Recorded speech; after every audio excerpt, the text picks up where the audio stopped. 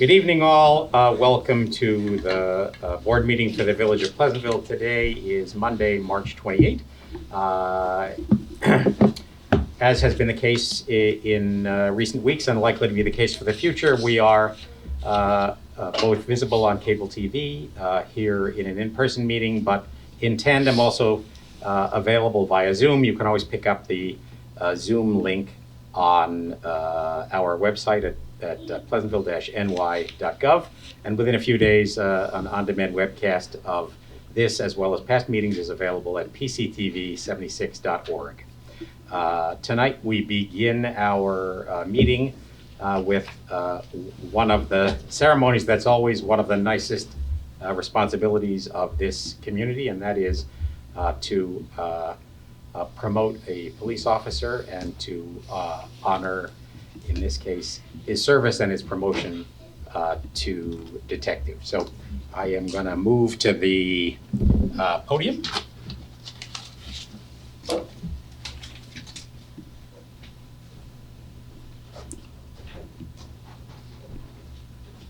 If I can escape our electronics.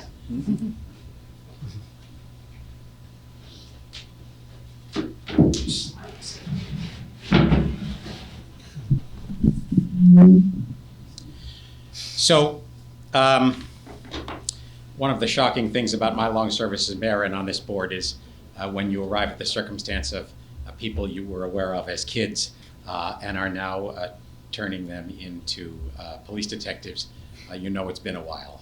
And knowing it's been a while and that kind of connectivity in our community is what this place has been built on. So nothing could be more pleasing than to invite Joe Zane to come up here. I invite his wife Johanna and son Jay to join us for the oath of office for promotion to detective. To sergeant. I'm sorry, Chief, did you want to offer some comments before we do this? Yeah, absolutely. Yeah. Thank you.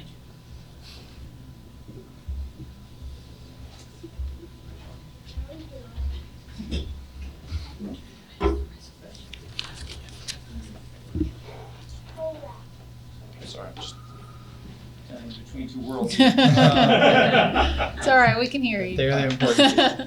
So, good evening, Mayor Scheer, Village Trustees, Village Administrator Morrissey, members, family, and friends of the Pleasantville Police Department and the Pleasantville community. I thank you very much for the opportunity to speak tonight and say a few words about to be Sergeant Joseph Zane.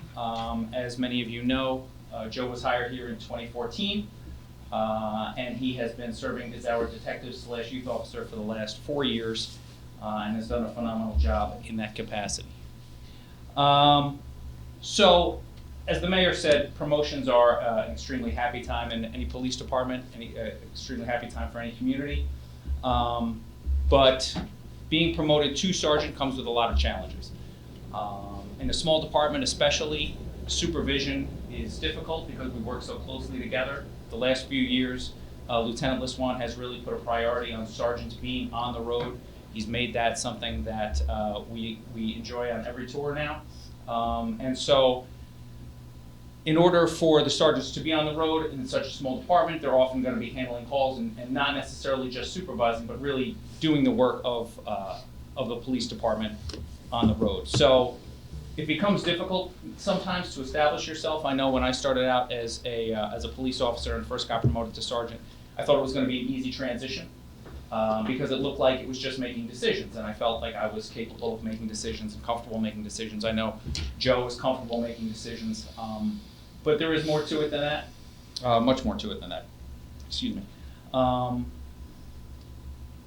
For Joe, personally, he has, as I said, served the last 4 years in the detective division. That comes with a Monday through Friday schedule. He's now going back to working around the clock, weekends, holidays, midnights, so that's going to be a challenge.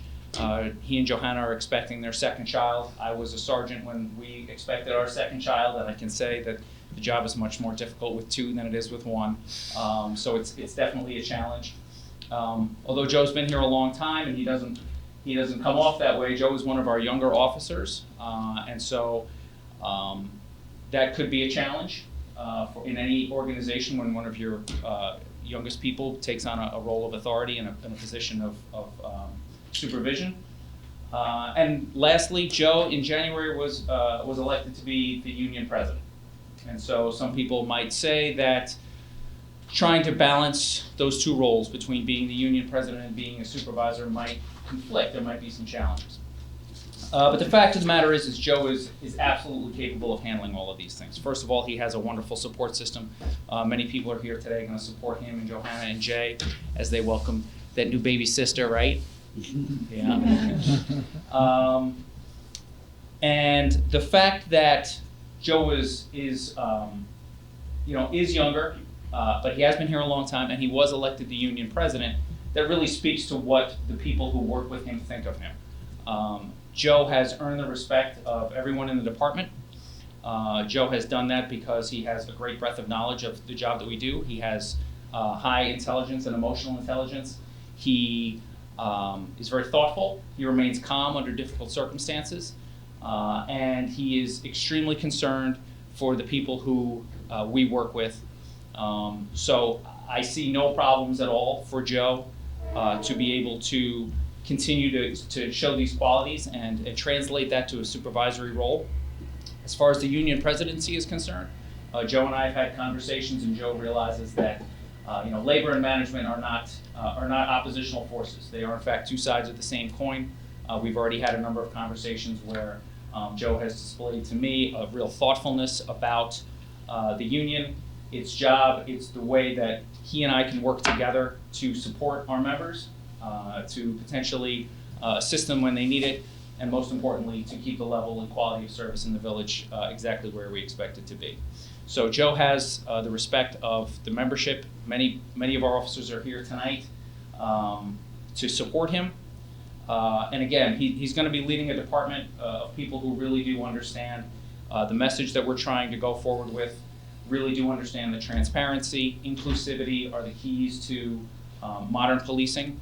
The commitment to the community is strong, not just with Joe, but with every member throughout the department. And so I expect this to be one of the easier transitions to a supervisory position. So I'm very pleased and very happy for the opportunity to recommend Joe for the position tonight. I thank Lieutenant Woolman and Lieutenant Liswan for their assistance through the process of getting this. I thank Alyssa and Eric so much for everything that they did to get us across the finish line with this process. It's been some time in the works and some time coming, but we're very glad tonight. So again, thank you so much for this opportunity. Joe, congratulations.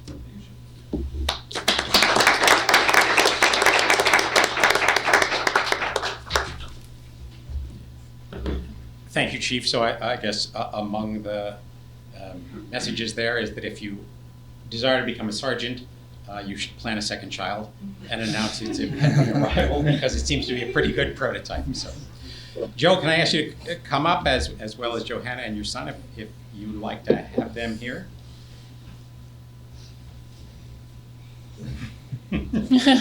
Raise your right hand if you would, and repeat after me.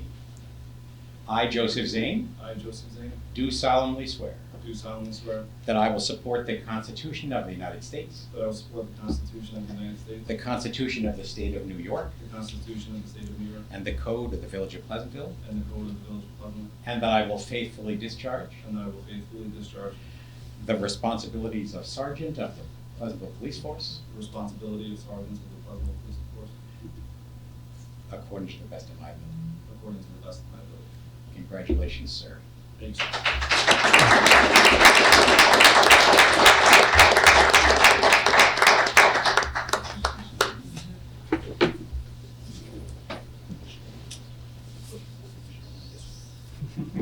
All right, I just want to thank Joe for all of his good service and his quick and well-deserved rise in his short tenure here. An extraordinarily good story, an extraordinarily happy night for your family and for the police force. So many of your colleagues here in a show of support for you as well as for your community. So thank you to all of you as well as to the community members who are here. There is a whole line of Pleasantville folk who stand behind you, and I look forward to your long service in the village of Pleasantville. Thank you, Joe. So if all of you can wait one moment, we'll jump right to the resolution that makes this final, and then you're off to the party. Peter, can we shake Joe's hand as well? Sure. Congratulations. So Lieutenant will be a third child, right? Congratulations. Congratulations. Thank you.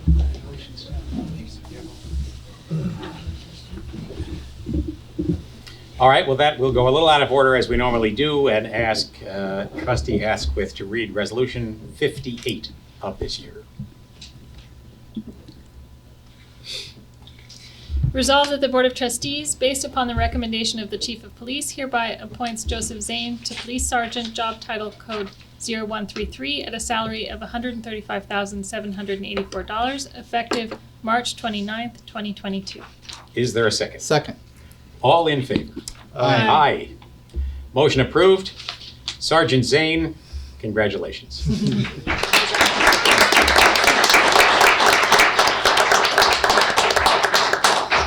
Got the best applause of all from your son. All right, we have all kinds of exciting things for the rest of the evening, and we invite you to stay if you're so inclined. But it's all right. We've been hurt before. Or you can go celebrate instead. Thank you, Joe. Congratulations. You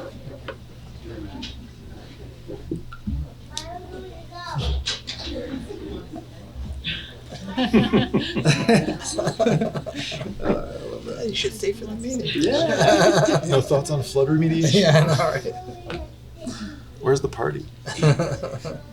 Probably Lucy's.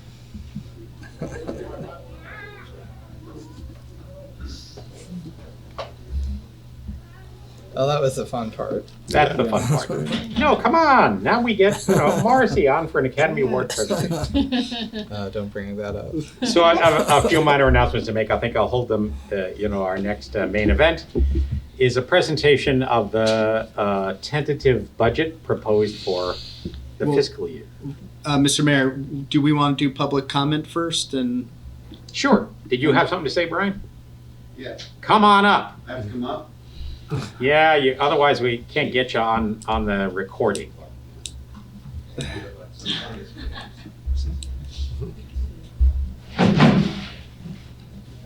Oh, thanks, Shane.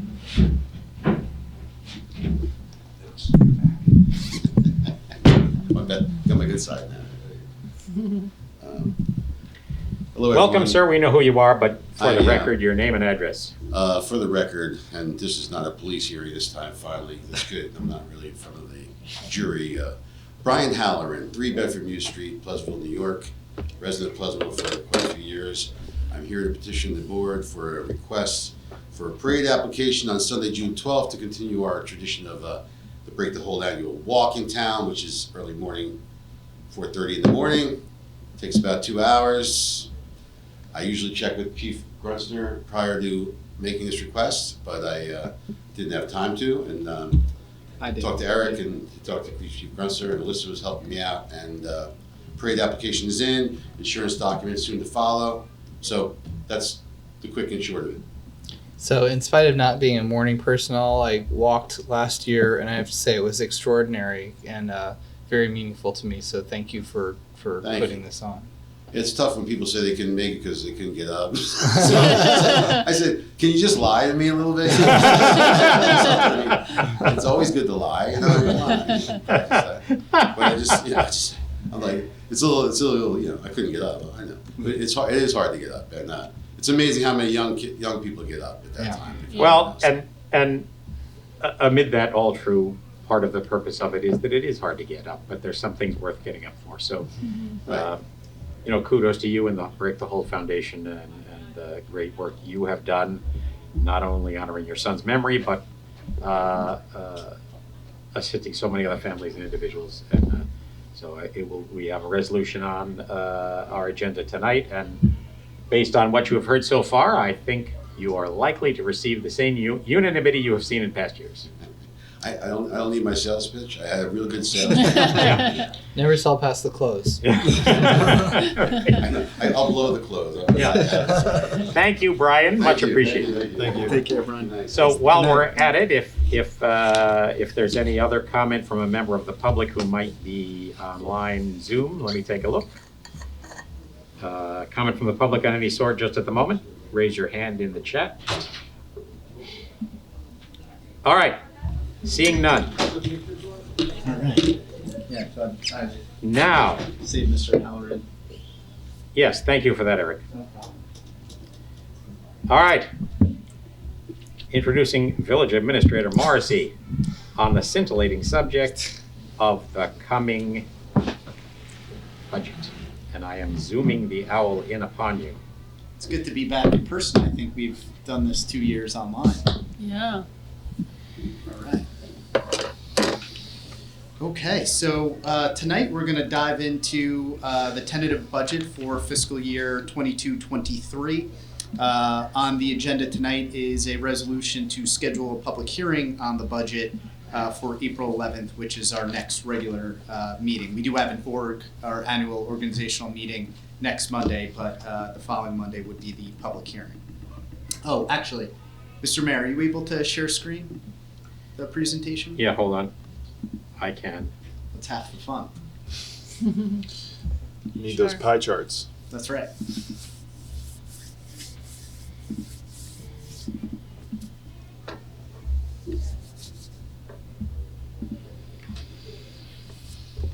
Almost there. Here we go. Share screen.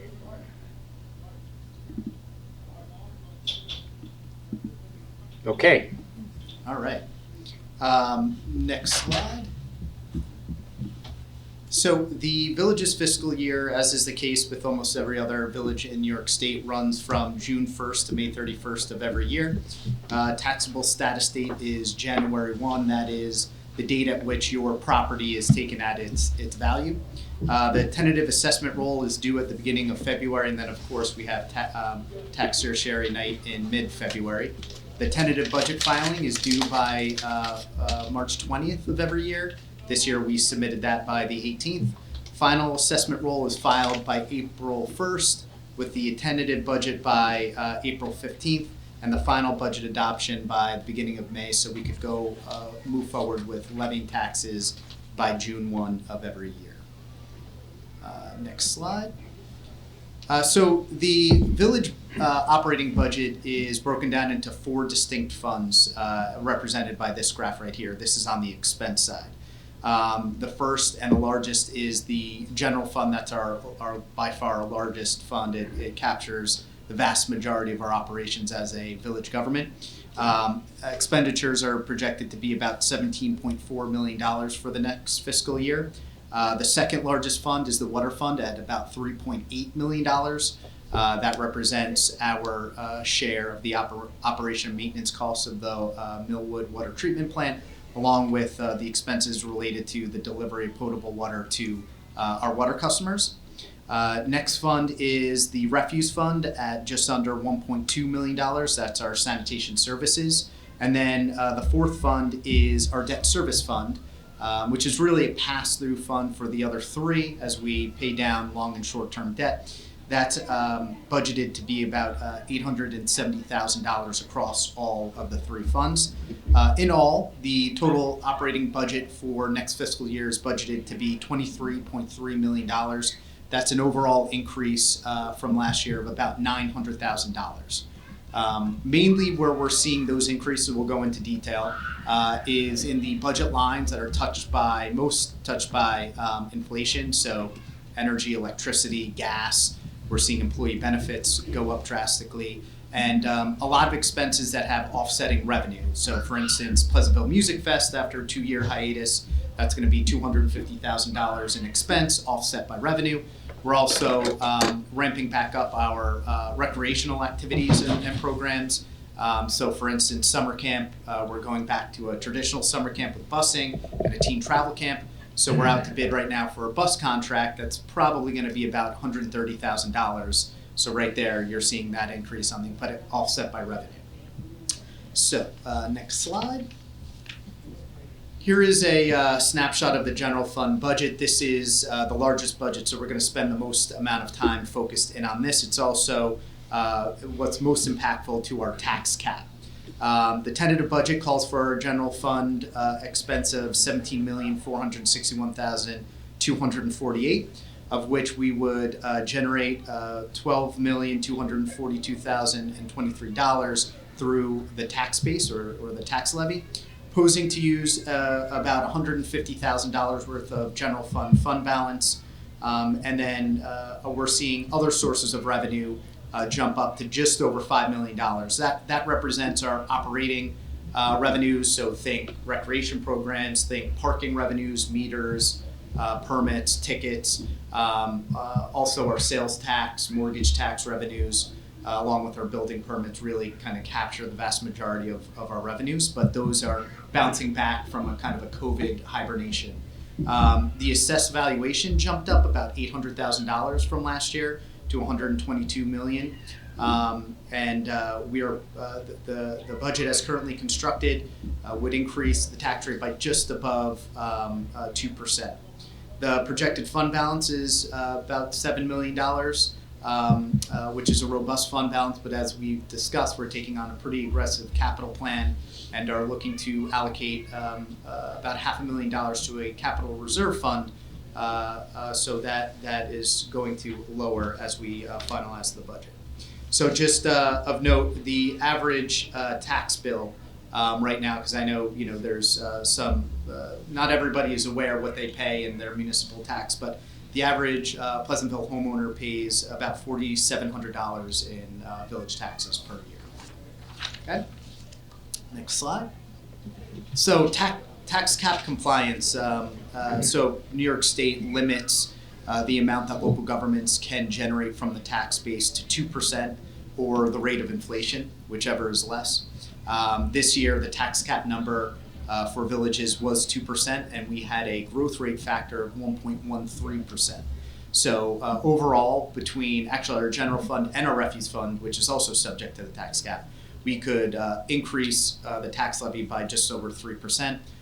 This budget, as constructed, is tax cap compliant. It actually comes in just over $260,000 under the tax cap number.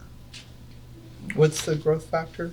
The growth rate factor is based on assessment, the increase in assessments as well. So we have a growth rate factor, and we're able to carry over a portion of what we are under the tax cap by year over year.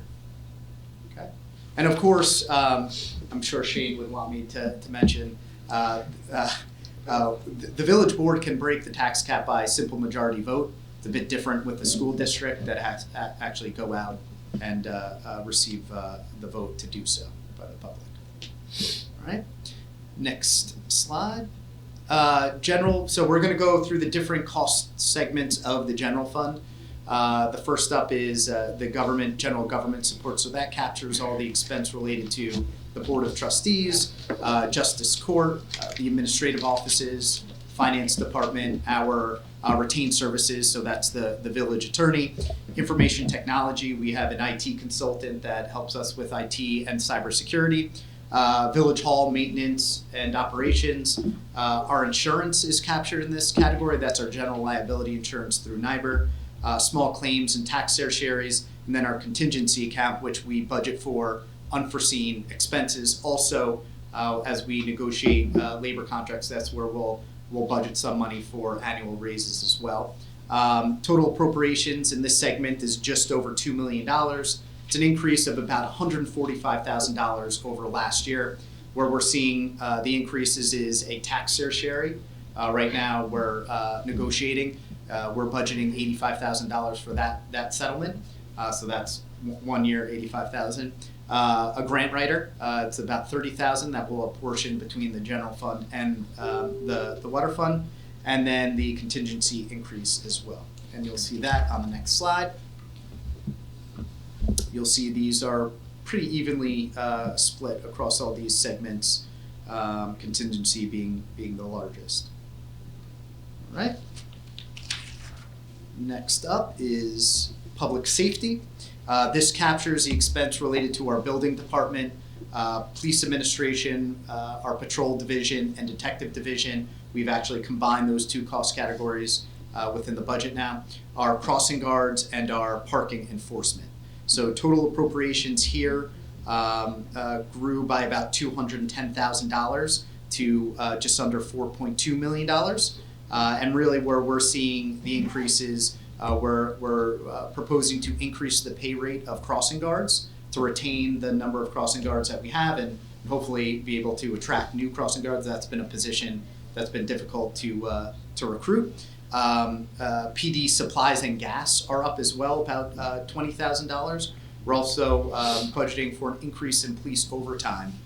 We had a retirement in the patrol division, and what we did in previous years was actually expanded the headcount in the patrol division, forecasting this retirement. So now we're at our traditional staffing level in patrol. Okay. Next slide.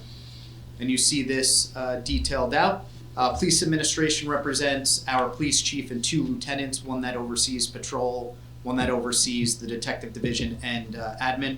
Police uniform division is 19 officers. That includes the detectives. Our building department represents our building inspector, our assistant building inspector, and a office assistant. We've got 3 community service workers that do our parking enforcement operations, and about 22 crossing guards as well. All right. Next segment is our Public Works, Department of Public Works. That's the administration, road maintenance, central garage, snow removal operations, our maintenance of street lights and traffic lights, metered parking and buildings and grounds. Total appropriations here are growing by about $80,000 to $1,621,936. Where we're seeing the dramatic increases or the increases leading to that 80,000 is within electricity. PASNY, which generates the electricity for streetlights, their rates have increased 20% over last year. Also the cost of gas and actually the cost of salt as well has increased. We've been using more of it with these kind of funky winter storms, ice storms that we've been getting. All right. And we see this detailed out. In street maintenance, that captures 9 full-time staff members. Central garage represents 2 mechanics, and the administration consists of our superintendent of public works, who's also the village engineer, and an office assistant. And just to mention that, his salary is apportioned also to the refuse and water fund as well, because obviously he spends time working on all 3 funds. All right. Next up is outreach services.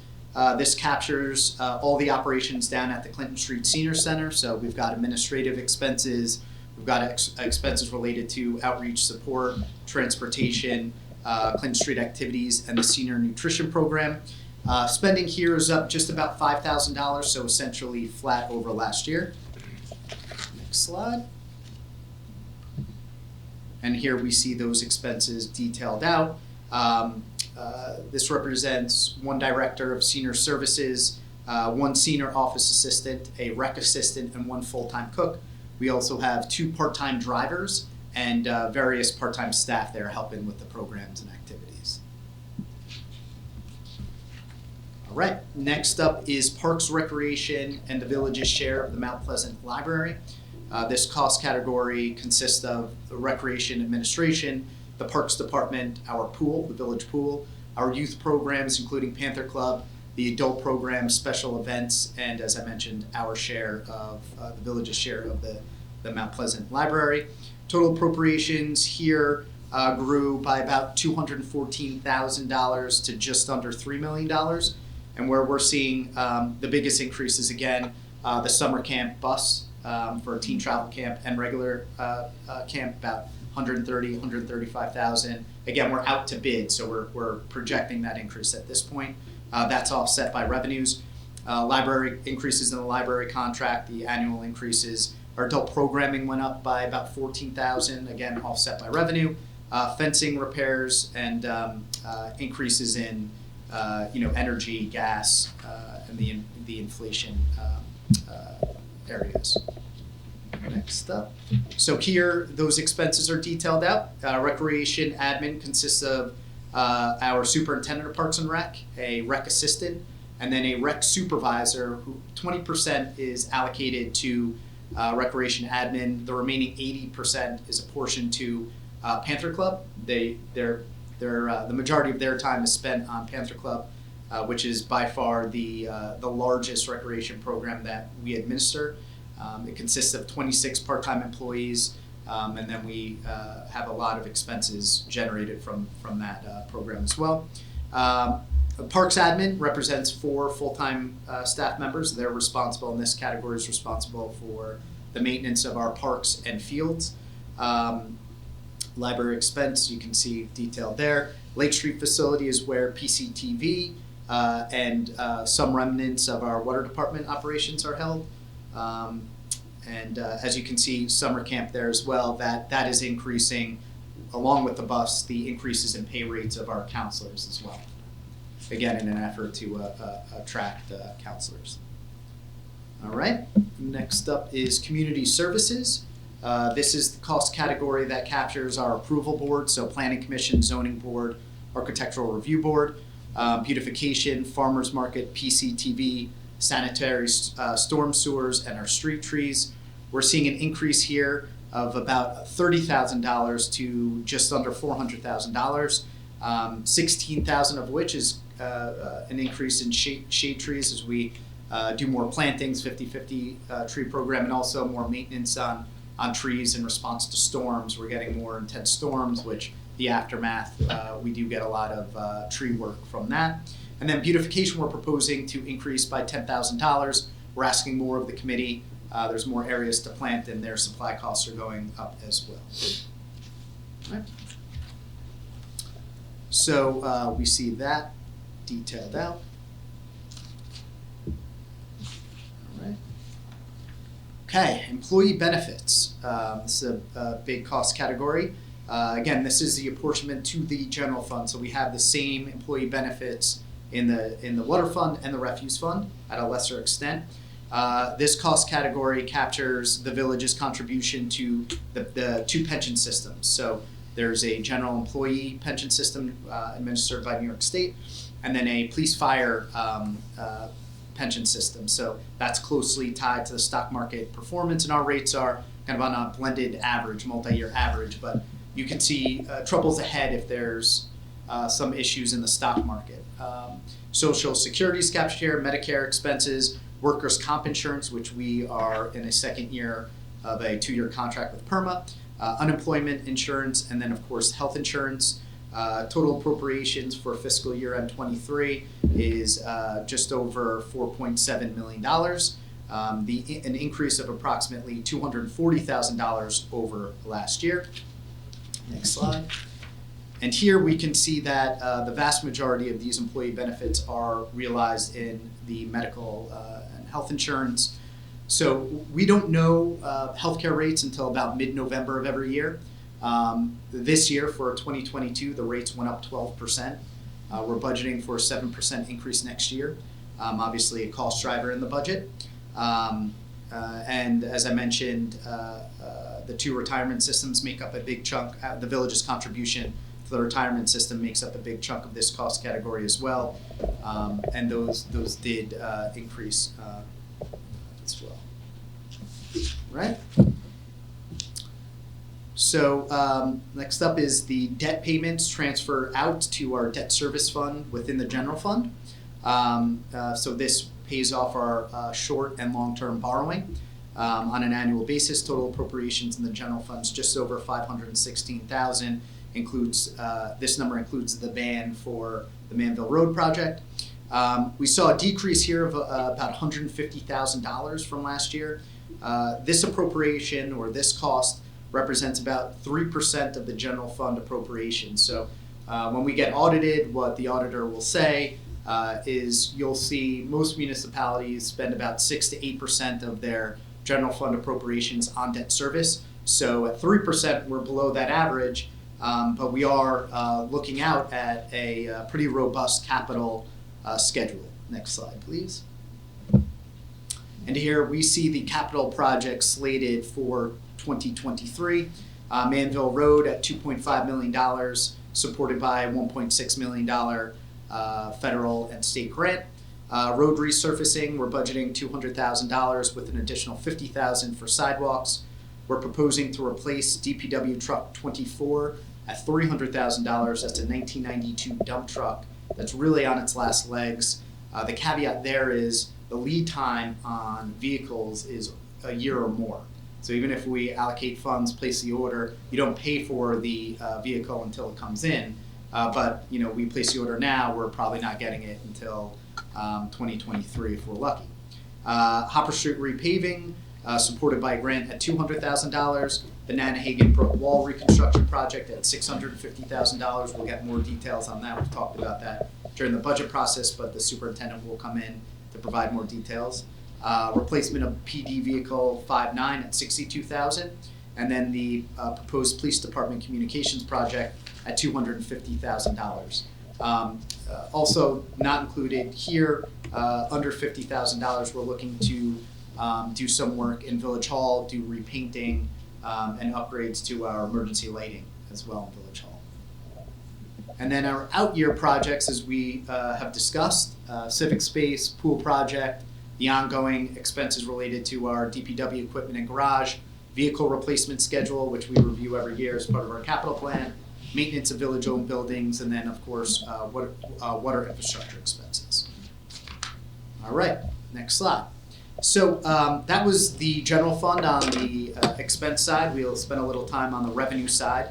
The vast majority of revenues in the general fund are generated through property taxes, makes up about 70% of our revenues. We also receive revenues through pass-through taxes, so our allotment of the county sales tax and the mortgage tax as well. Our operating revenues, which we discussed, summer camp, rec programs, parking revenues, building permit fees, state and federal aid, which is pretty minuscule. We receive about $50,000 per year from a state program called AIM. And then fund surplus, we allocate fund surplus to support appropriations. Next slide. Here you can see that detailed out. So non-property taxes labeled here, that includes sales tax, which this year we're budgeting $1.3 million for. To really come back to life, we dropped that number down to $800,000 in the midst of the pandemic.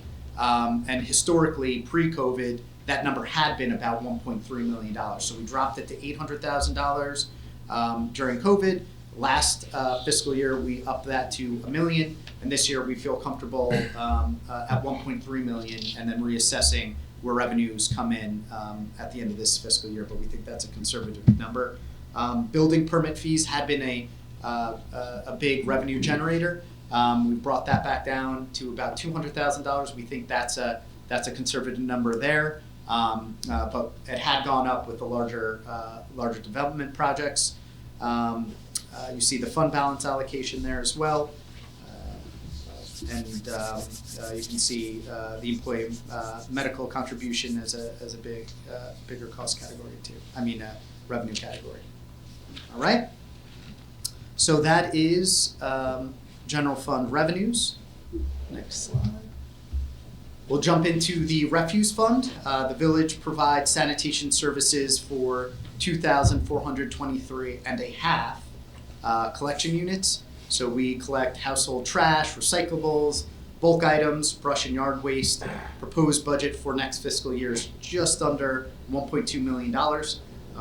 We're projecting a fund surplus or refuse fund balance of $264,000, represents 22% of appropriation. So that's a strong fund balance here. We're waiting on the delivery of a sanitation truck, which we ordered 8 months ago. And we had allocated fund balance for that acquisition. It's actually going to be supported by a SAM grant through the state. We are realizing a lot of the increases that you see in the general fund reflected here in the refuse fund. So employee benefits, gas pricing, energy pricing. So we are proposing to slightly raise refuse rates by $1.50, which reflects what we did last year.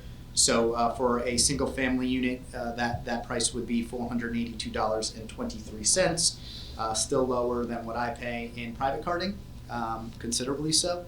So move to Pleasantville. Yeah, right. Yeah, find me a house, Mr. Mayor. And that is the refuse fund in a nutshell. The water fund. This is the fund that captures the expenses and revenue related to our delivery of potable water to our water customers. So we have a contract with. We're part owners of the Millwood Water Treatment Plant with the town of Newcastle. Every year, we have a annual contract with the town. They provide us with a fixed and variable rate on an annual basis. Essentially, the fixed rate captures the expenses related to the operation and maintenance of the water treatment plant, and then the variable rate captures the expense related to the treatment of the water. And actually the acquisition of the raw water itself from New York City. So we've seen an increase in 1 year of $215,000 in this fund just on those contractual increases. Essentially what's leading to that is an increase in the actual cost of raw water. New York City has increased their rates 4.4% over last year, which is a huge jump. We're seeing cost increases in the cost of chemicals to treat the water, the cost of electricity to run the treatment facility, and also increases in the cost to operate the facility itself. And so that 1 year jump is pretty dramatic. We haven't seen anything quite like that. So what we are, and just to kind of tie a bow on this fund, we're proposing a budget of just over $3.8 million, which is an increase of over $200,000. We're suggesting that we allocate about $165,000 in water fund balance to support this budget this year. And if you go on to the next slide, as a way to absorb those increases, we're proposing to raise rates 2%. These water rates have not been touched since 2013. What that means is for a resident water customer, their rate would go up about $1.30 per 1,000 cubic feet of water. That represents about $15 increase over the entire year, over a 12-month time span. Non-resident district customers, so we have those homeowners within the village represent one water district. So if you're a village resident, you're a water district of the village. We have water customers that reside in the town of Mount Pleasant who are part of a town water district, and we're proposing to raise those rates about $1.66. We have water customers who are town residents who are not part of a town water district, and those rates would go up $1.95. And then we have bulk rate customers in Pace and the Cottage School. So all in, a 2% increase would represent anywhere from about $15 to $25 for the average homeowner throughout the entire year. Again, we've been able to absorb annual increases year over year. We haven't touched the rates. The village hasn't touched the rates since 2013. But seeing such a dramatic jump in 1 year, we think it's prudent to at least raise it at a reasonable rate and then reevaluate next year. Okay. All right. So as we look out to the future, we are still feeling the effects of COVID. We have been able to increase some revenues that have been impacted by COVID restrictions, but now we're dealing with inflation in just about every area of the budget. Property valuations and tax shares. So obviously, as we see the assessed value continue to increase, we do still see some tax certs that work against that. Pension and healthcare obligations continue to increase. We are committed to fiscal policies and capital planning. As we talked about tonight, we are positioned to make an allocation to our capital reserve fund for future capital items. Collective bargaining, we're currently bargaining with our CSEA unit, and we'll begin negotiations on a new contract with our PBA. And then our continued commitment to green initiatives, sustainability, and COVID relief, as well as we look to engage a grant writer and really secure some federal funding that lay out there. So that is the presentation. Any questions, comments? Thank you, sir. First off, just issue. Can I just say one thing? Sure. I would be remiss if I didn't thank Noreen, Healy, Alyssa, all the department heads, but especially Noreen for helping put this budget together. It's quite the adventure. Spent a lot of time on Zoom over the past couple months, but no, this can't happen without their help. So I was going to say something of the same. Thank you, Noreen, our treasurer, Healy, our deputy treasurer, Alyssa, who assists in almost everything we do. I can report that almost every time I call Eric, Alyssa answers and says he's on a Zoom. It's true. And most of the time it's with something having to do with the budget. So in the category of blessings and curses, I guess we can deposit Zoom. So a couple of things to be said, one of which is the tentative budget is up on our website, right, at pleasantville-ny.gov. Anyone wants to make their way through the line-by-line detail on it. But also, I assume you'll put this presentation up so it's available in a kind of an executive summary form. And then also to make clear to people that this remains at least modestly malleable, but I think all of us on this side of the table are feeling pretty good about where we are. But we will adopt the budget by the end of May. I'm sorry, Yeah, April. end of April. Yeah. I meant to say April because the end of May is the end of the fiscal year. Right. So we have to have the budget adopted so that our fiscal year, which begins June 1, is ready to roll. So this public hearing is not only information to the public, but an opportunity, an invitation for anyone in the public who wants to weigh in on the subject of the budget. Let us know. You can do that through Eric, through Noreen, through any of us. All of our emails are at pleasantville-ny.gov. Thank you very much for the presentation, Eric. My It's, pleasure. as usual, Thank you, Eric. very lucid, and even though, I'm familiar with all the information, having it, synthesized like that really gives one a better picture. My pleasure. Thank you. Further comment of any sort? I'm just very grateful for your work, and like Nicole said, it's abundantly clear what's coming and what's going, and I appreciate especially the way you focused on kind of the medium-term outlook over the last year as we've seen these capital projects coming. And I feel like a year ago I didn't have a good handle on how that was going to look, and I feel like now I very much do. So that's thanks to you. It's good you have to do this next year because every board member their sophomore year does the budget. But it's a true testament to the professionals that really work here and are committed. We have a great group, and we're very fortunate too. And I might also say I spend a decent amount of time with my colleagues in other communities, and twice a year with my colleagues around the state. And there are lots of folks complaining about the kind of support they get in guiding all of this from their professional staff. And I don't say too much to avoid making them feel badly for themselves, but what I could say is we're appreciative of the professional staff leading us in so many thoughtful ways. So, Thank you. Very much so. Thanks, Noreen. Thanks. all right, thank you all. Thank you, Noreen. Roll back to a couple of quick announcements. COVID reports, as doubtless you have read in the news, continue to see pretty positive news here in Westchester County.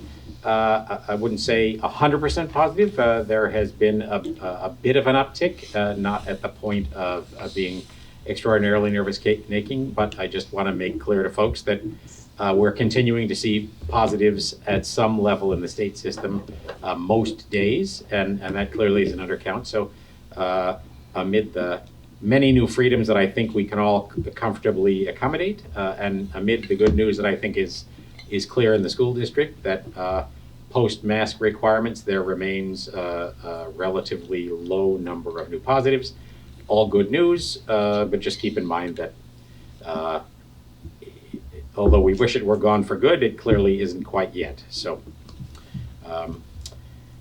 again, as for folks who want to follow the county numbers, you can go to westchestergov.com and right on the homepage, tap into the dashboard that shows the positive rate all around the county, including by community. So keep an eye on that. And lastly, we remain convinced that vaccines are the best way to protect both the receiver and the rest of the community. There are plenty of places to get free vaccines, and you can also find them at westchestergov.com. A couple of things to point out. Perhaps if you've made your way through Memorial Plaza lately, we've made some significant changes at the south end of Memorial Plaza. That presages a number of other changes that are planned, which we've talked about at various points. But one piece of it that will be realized for the first time this coming Saturday is that the farm market is moving from the north end of Memorial Plaza, that is between the gazebo and Manville Road, to the south end of Memorial Plaza between the gazebo and Bedford Road. So the reason for that is that we are imagining within the next few months the contracts will be signed and we'll be moving ahead with the Manville Road pedestrian improvement project. At the moment, the logistics and schedule of that are not crystal clear. We'll know more within a month. Yeah, we received word today that the low bidder has completed what they need to with DOT, so we've got DOT's concurrence, so we can award the bid at the next meeting. Great. Yep. So we'll have the bid award. Once the bid has been awarded, we can get into the logistics discussion with the contractor. One of the early pieces of that project is to create a right turn lane at the corner of the Memorial Plaza roadway and, in essence, Grant Street and Manville Road. At some point, likely relatively early in the process, when that is accomplished, the so-called elbow slip lane that goes out to the railroad bridge will be closed. So at any rate, in anticipation of all of that, the farm market is moving to the south end. They've messaged that out, and the parking is moved to the north end. Folks who are used to parking on the track side of the median for the farm market, instead of pulling in at the Bedford Road end, will pass the gazebo and pull in there. There's a new curb cut at the north end to get you out. So I think that should all work fairly smoothly. Coincident with that and with the completion of these changes we've made, we are instituting a new payment plan for parking on the train station side of Memorial Plaza.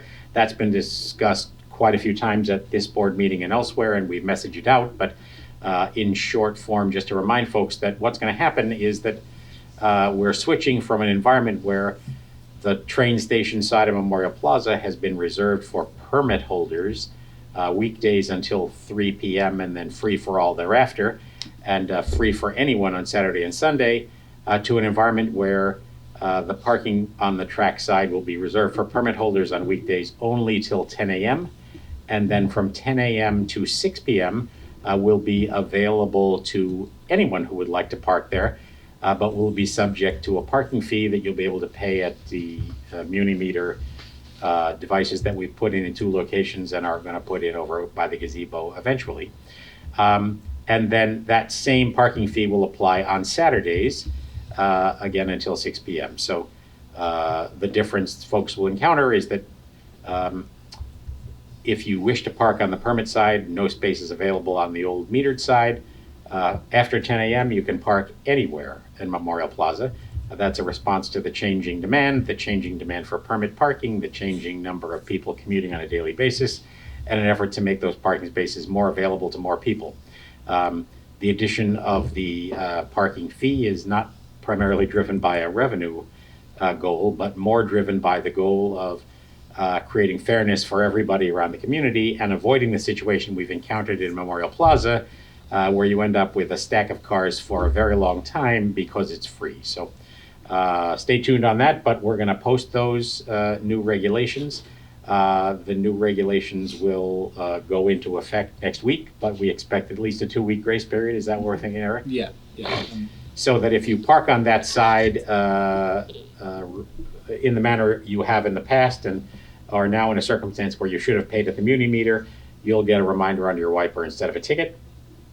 But soon enough, we'll be enforcing it as we do any other park. And then the other point to make, which perhaps won't affect very many people who are listening, is that as has been the case for many years, we have a no parking after 5 a.m. rule in the zone that is the site of the Saturday farm market.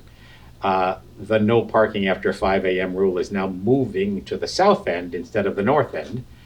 So if you were in the habit of parking in the south end of Memorial Plaza after 5 a.m., you need not to be there because your car will get towed. We're going to be messaging that out. We're going to have the big illuminated digital message sign reminding people of that. And it is our heartfelt goal that folks will have enough notice that we won't have to tow any cars on Saturday morning. Lastly, I wanted to mention, obviously, amid the improved COVID situation, we've got great stuff happening. Our traditional events are planned and scheduled. Pleasantville Day on May 21.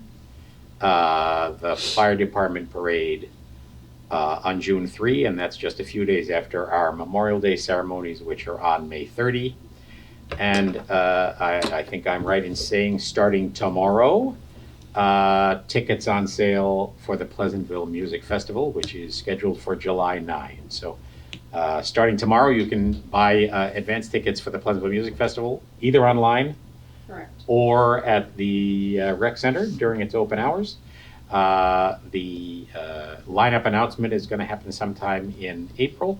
But if you're sure you're coming, now's the time. Go ahead and get your ticket. The Tent City sales are going to get started this coming Saturday. That's been posted on the website and I think been messaged out on social media and folks who are on the music festival email list. Those things typically go really, really fast. So if you're interested in a tent site at the Pleasantville Music Festival, get yourself to pleasantvillemusicfestival.com. You'll find all the information there.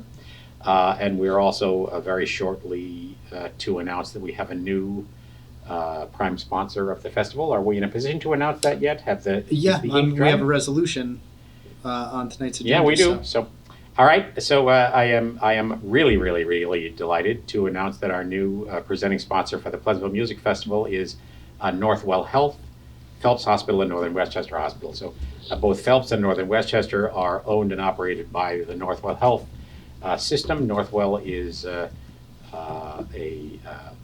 very, very large piece of the healthcare environment here in Westchester, and indeed a very large piece throughout Long Island, New York City, and Westchester. Northwell is a very involved partner in healthcare around these parts, and as I mentioned, the operator of both Phelps and Northern Westchester. So great news to have Northern Westchester and Phelps and the Northwell Health brand flying the banner of the Pleasantville Music Festival, and we'll fly their banner too. So thank you to those guys for stepping right up to the plate and taking advantage of the opportunity to help us, and for us, we hope, to help them.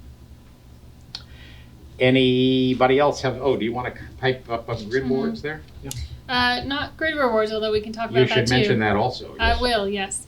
So I joined a couple of other people from Climate Smart Pleasantville this past Saturday at the Farmers Market to talk about a couple of exciting initiatives. The first one I wanted to talk to is a rebate program that we're offering for people to switch from gas to electric lawn blowers and leaf blowers. I believe we're the first municipality in Westchester County to do this. So we have, with a grant that we received from New York State, we're allocating $3,000 to this rebate program. The way that it's going to work is if you have an old gas-powered leaf blower, you can drop it off at 3 different dates. I'll give you the dates in a moment, at the Pleasantville Recycling Center, and you can do the same with an old lawnmower. That's going to be April 2nd, April 23rd, or April 30th between 9 a.m. and 3 p.m. You have to make sure to drain it of fluids before you drop it off. And then when you purchase an electric replacement, you can submit your receipt and receive up to a 50% rebate with a limit of $125 for an old for a lawnmower if you're turning in an old gas model, or $75 if you're purchasing one without a trade-in, and up to $75 for an electric leaf blower. And I will mention parenthetically that we are expecting to have a public hearing towards the end of April on an ordinance that would ban gas-powered leaf blowers during the summer months. And so this is an opportunity for residents who do their own landscaping and have a gas-powered leaf blower. This is an easy way to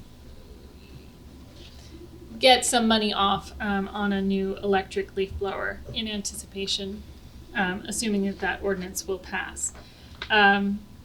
So if you have any questions, because this is a lot of information, you can contact Climate Smart Pleasantville. The email address is climatesmart@pleasantville-ny.org, or you can contact me directly as well. My email is on the website.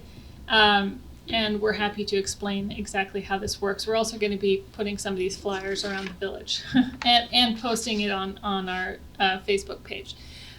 The other thing that that we were presenting on at the farmers market as well is a program called Grid Rewards that we are working on in partnership with Sustainable Westchester.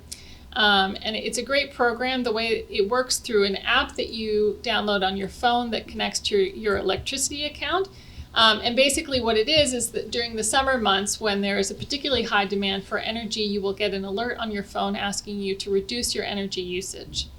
And the motivation behind this is that when there's a particularly high demand for electricity, the grid has to rely on what they refer to as peaker plants. These are power plants that have higher carbon footprint, that are more pollution emitting than even ordinary power plants.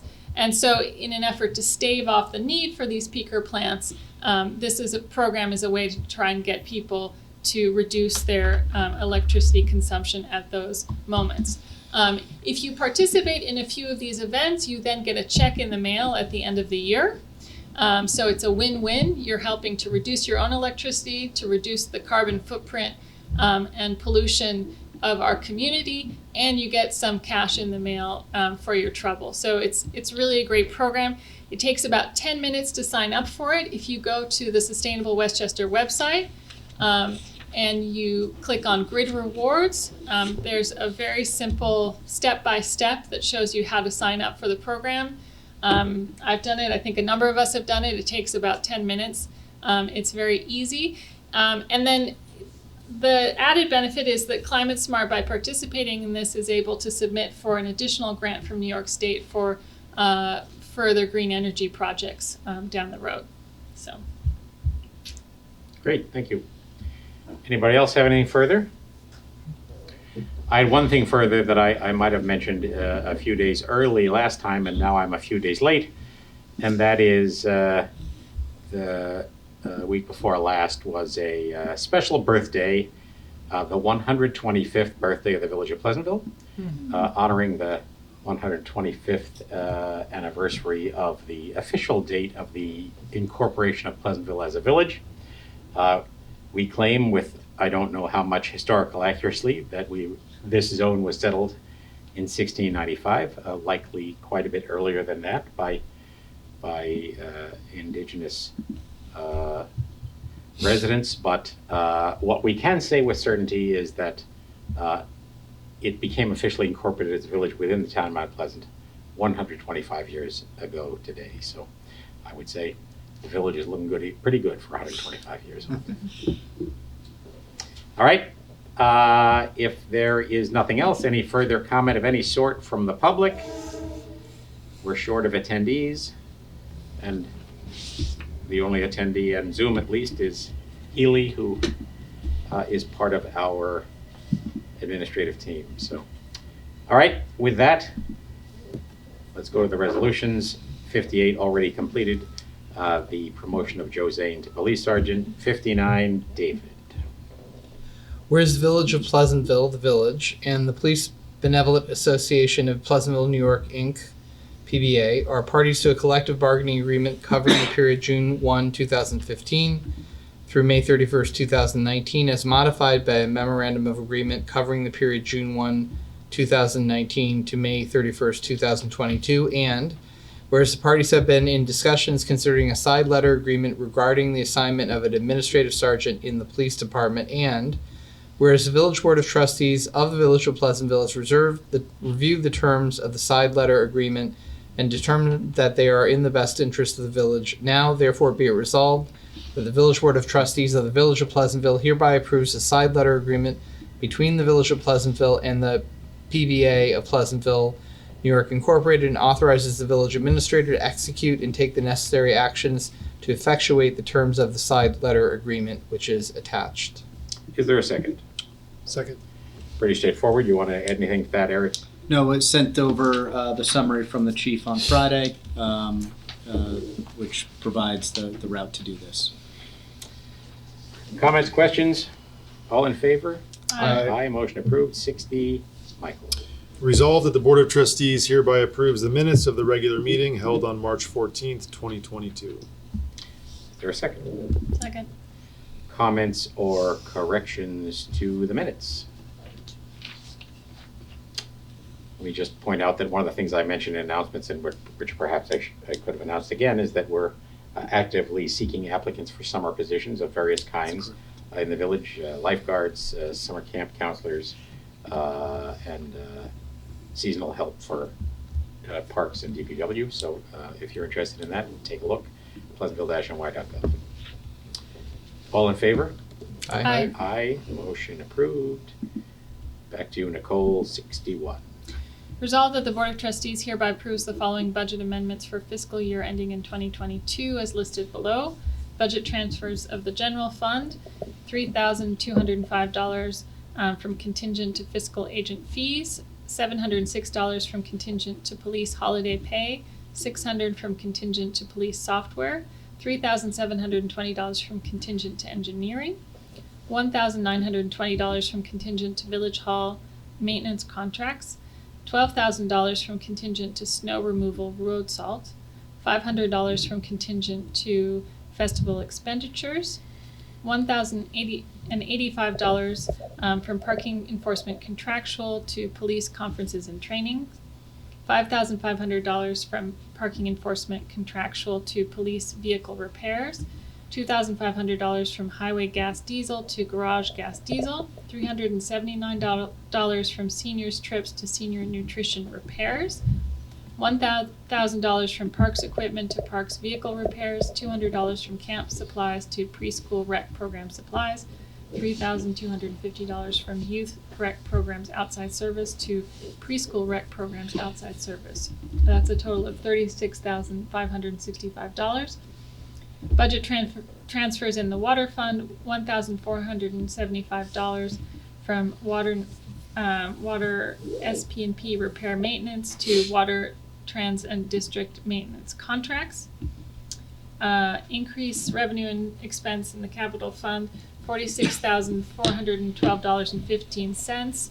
State aid CHIPS funding for street resurfacing, $12,379.81. State aid Pave New York funding for street resurfacing. And then $2,500,000 band proceeds. That's for the Manville Corridor project. That's a total of $2,558,791.96. Is there a second? Second. So, Eric, you'll correct me if I misspeak. I just want to point out to people that that last number, $2,500,000, is from the bond anticipation note proceeds, which has been sold so that we have the cash to contribute to the Manville Road Corridor project. $1.6 million of that project will come to us in reimbursement through a state grant. Correct.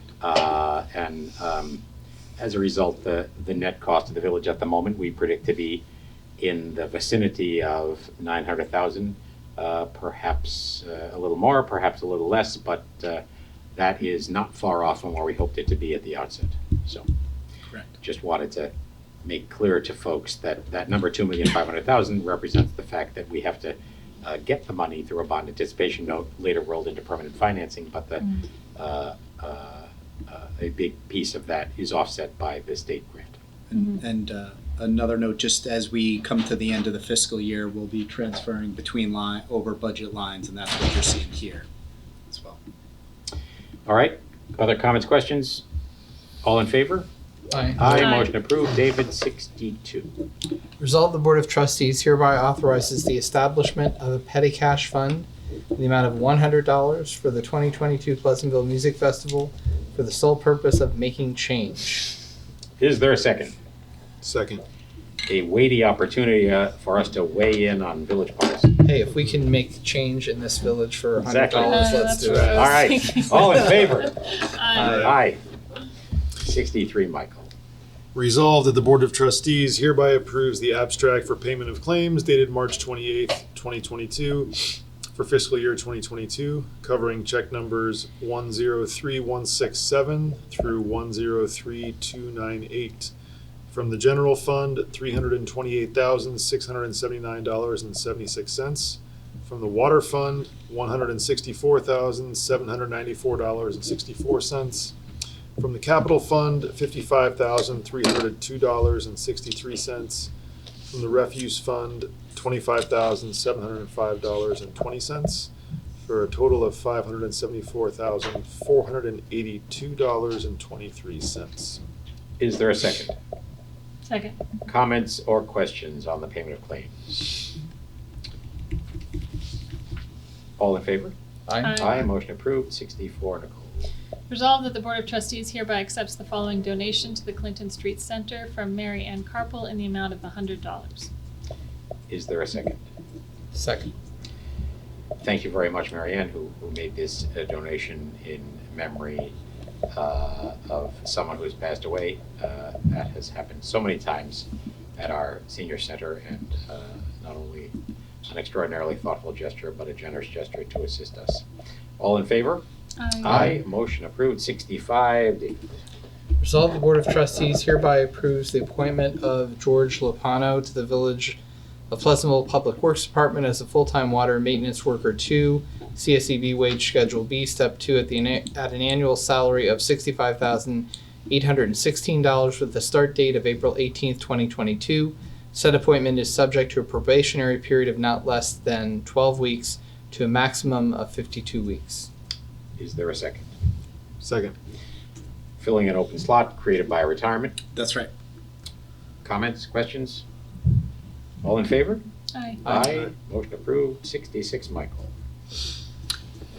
Resolved that the Board of Trustees hereby approves the request from the Break the Hold Foundation for the Into the Light Walk on Sunday, June 12th, 2022, from 4:30 a.m. to 6 o'clock a.m., pending submission of insurance documents. And be it further resolved that the village police chief has the authority to cancel the event due to adverse weather conditions or safety concerns. Is there a second? Second. Brian Halloran was here early in our meeting, highlighting their request to do this. They have done this several years running, a moving event with very deep Pleasantville roots. Comments, questions? No, it's just, it was, as I said when he was here, I did the walk this last year, was extraordinary, and a really interesting experience to literally walk from dark into light, and through the tunnel, in fact, as well, when it's candlelit, so. All right, all in favor? Aye. Aye. Motion approved. Me. Back to Nicole, 67. Resolved that the Board of Trustees hereby institutes no parking every Saturday from 5 a.m. to 2 p.m. from April 2nd, 2022 to April 1st, 2023 as follows. Memorial Plaza parking lot, both sides from the gazebo to the end of the parking lot, southerly direction. Memorial Plaza parking lot on the train track side from the gazebo in a northerly direction covering 8 spaces. Memorial Plaza roadway from the gazebo in a southerly direction covering 2 medium spaces. Memorial Plaza roadway from Bedford Road in a northerly direction covering 3 median spaces. There's a typo there. Further resolved that the market boundary map attached hereto is officially adopted, and the police department is hereby authorized to post no parking signs and to tow all vehicles in violation of this temporary parking restriction. Is there a second? Second. As I mentioned at the outset, Farm Market effective this coming Saturday, April 2, is moving to the south end of the plaza, and at the same time moving back into their regular season. They season events. That's the extended time period and the beginning of programming. So the winter market, which has been heavily focused on advance order pickup, is now morphing back into the spring and summer and soon to be fall market. The online order system continues to prevail, but as mentioned, the important thing for folks to realize is you can't park in the south end instead of the north end after 5 a.m. And that, as we also mentioned earlier, we've instituted a parking fee in the Memorial Plaza lot on the train track side in an effort to resolve what's been sort of a long-standing problem that a lot of cars are ending up there for a very long time period and are in the way of transient parkers for the farm market, for the post office, for the stores and restaurants adjacent to the post office, and for the stores and restaurants in the nearby downtown streets. So please don't be parking in the areas that are marked after 5 a.m. on Saturday. All in favor? Aye. Aye. Motion approved. 68. David. Resolve the Board of Trustees authorizes the non-resident summer camp tuition rates for the children of village employees. Is there a second? Second. Anything? We have He said- 2 village employees that would like to send their children to Oh, that's nice. Great. the summer camp. All right. Well, we're glad to have them. All in favor? Aye. Motion approved. 69. Michael. Resolved that the village administrator or superintendent of Parks and Recreation is authorized to execute the pool concession agreement with Westchester Food Services for the 2022 pool season in the amount of $1,600. Is there a second? Second. Just the thought of a pool season on a day like today is so nice. Comments, questions? We've been around the block a bit, but Westchester Food Service has been with us for quite a few years, and after a brief break, back again, and we're glad to have them back in a venture that is difficult to manage and difficult to predict, but Westchester Food Services has done this for a long time in a lot of different pools and is able to balance the risk and the opportunity and keep our snack bar open. All in favor? Aye. Aye. Motion approved. 70. Nicole.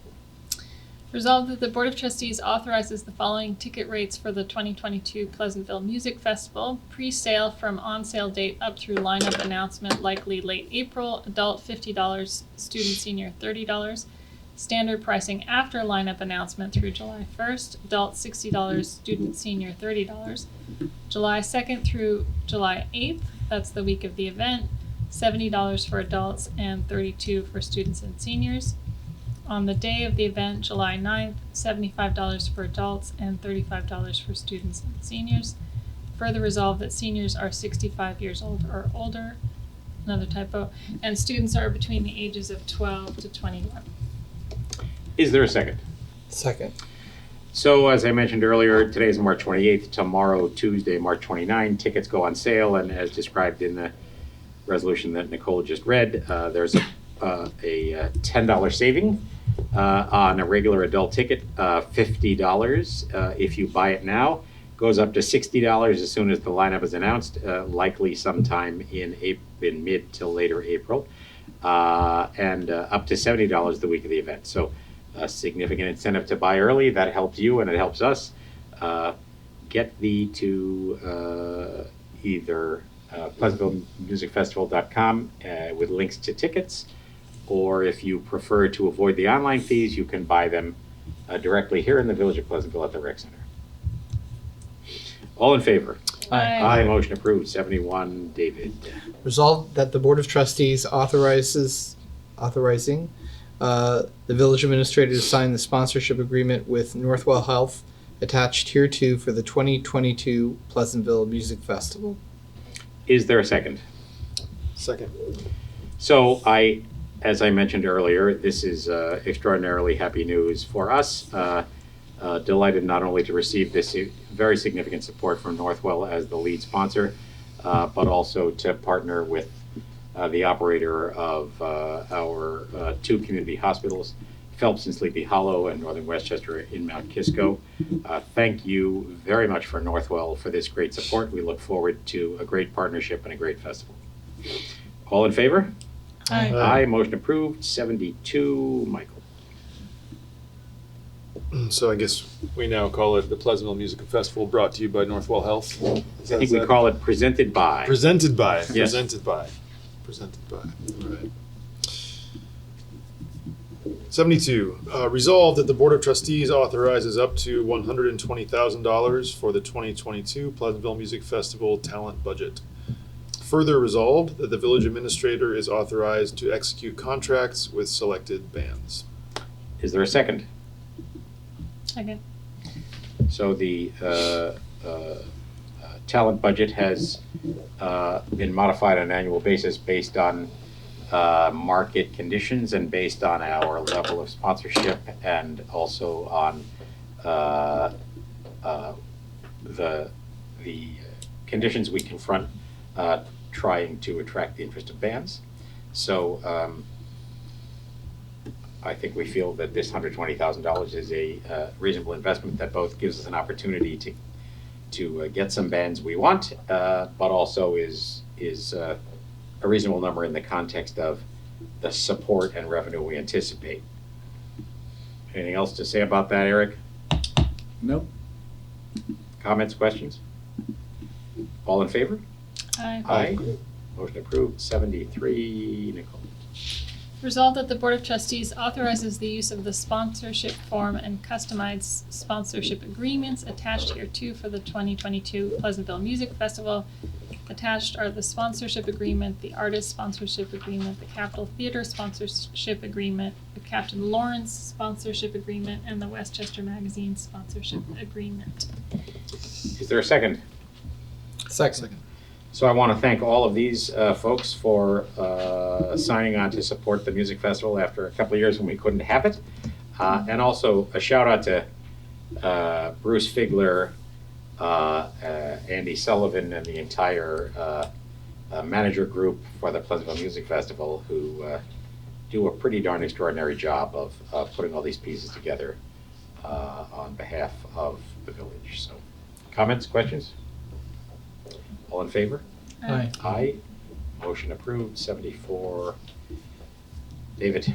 Resolved, the Board of Trustees hereby appoints Michael Newman, Recreation Park Superintendent, to permanent status effective March 24th, 2022. Is there a second? Second. Mike has been with us a long time, and he was elevated to the role of park superintendent on a probationary basis, as is the case for all of our new hires. He has done a great job for us, has risen to the occasion in all kinds of ways, and we are happy and proud to appoint him to permanent status. I've heard personally numerous good things over the last year. Yeah, I've been working with him a lot lately, and I think he's great. Yep. What if he keeps dinging and donging? I don't It's know. people leaving the Zoom call. Yeah. Right. Was it something we said? He leaves like, Yeah. that's it. All in favor? Aye. Aye, motion approved. Congratulations, Michael Newman. 75, Michael. Resolved that the Board of Trustees hereby accept the resignation of Gina Stow, bus driver, effective September 10th, 2021. Is there a second? Second. So this represents the tying up of loose ends of folks who've left our employ. All in favor? Aye. Aye. Motion approved. 76, Nicole. Resolved that the Board of Trustees hereby approves the request from Holy Innocents Parish to close the Tompkins Avenue parking lot for public parking on April 30th, 2022 and May 7th, 2022 from 9 a.m. until 3 p.m. for the purpose of parish special events. Is there a second? Second. As I always remind folks when we have these, what they're asking to do is to close a lot that they own. Holy Innocents owns that lot. Part of it is available for public use in a longstanding agreement with the village to provide maintenance services. But the lot is actually owned by Holy Innocents, and obviously it's entirely appropriate and deserves our full support to close it for their activities. All in favor? Aye. Aye. Motion approved. 77, David. Resolved, the Board of Trustees hereby schedules a public hearing in consideration of the fiscal year ending 2023 village budget for April 11th, 2022 at 8 p.m. on the second floor of Village Hall, 80 Wheeler Avenue, Pleasantville, New York, 10750. Is there a second? Second. So on the first of our 2 April meetings, we will have that public hearing as required. Folks can comment as they may desire. And I assume the likelihood is that we would then have the final budget presented and voted for approval on the 25th. Is that the strategy? Yeah. All right. All in favor? Aye. Aye. Motion approved. That is it. That is our list of resolutions for tonight. Any comment from anyone? We're down to 0 attendees on Zoom. So if there's comment from anyone, it's going to come from somebody in the room. Hearing no such comment, is there a motion to go into executive session on matters of contract negotiation and personnel and real estate? So moved. Second. Second. Somebody's got to second.